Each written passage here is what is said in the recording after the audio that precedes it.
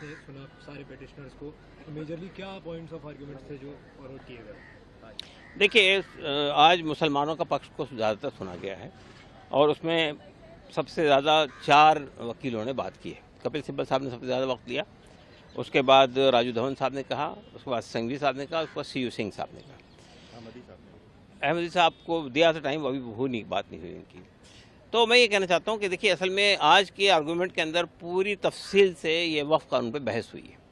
सिब्बल साहब ने ये बात कही कि साहब ये वक्फ कानून को देखकर साफ तौर पे अंदाज़ा होता है कि मुसलमानों के राइट्स को छीना जा रहा है। जो कॉन्स्टिट्यूशन ने उनके फंडामेंटल राइट्स दिए हैं वो उसमें छीन लिए जा रहे हैं और एक पर्टिकुलर कम्युनिटी को अपने रिलीजियस कामों से रोका जा रहा है। उन्होंने कहा कि देखिए, ये वक्फ बाय यूज़र का जो कानून है वो सिर्फ मुसलमानों में नहीं है, बाकी लोगों में भी है कि ऐसी प्रॉपर्टी जो 200 साल पहले 500 साल पहले किसी काम के लिए दी गई थी, उसके डॉक्यूमेंट तो नहीं मिलेंगे।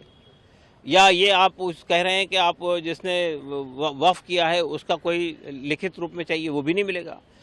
और वक्फ ये उसके इस्तेमाल की वजह से उसको मान लिया गया कि वक्फ बाय यूज़र की प्रॉपर्टी है, वक्फ की प्रॉपर्टी है। अब आप ये कह रहे हैं कि वक्फ बाय यूज़र में कोई डिस्प्यूट खड़ा हो जाएगा तो वक्फ बाय यूज़र नहीं रहेगा। तो डिस्प्यूट तो कोई भी खड़ा कर सकता है, कभी भी खड़ा कर सकता है। और दूसरी बात, आप ये कह रहे हैं कि वक्फ बाय यूज़र की प्रॉपर्टी को रजिस्टर्ड होना चाहिए, जो रजिस्टर्ड नहीं हो सकती थी, इसलिए वक्फ बाय यूज़र थी वो।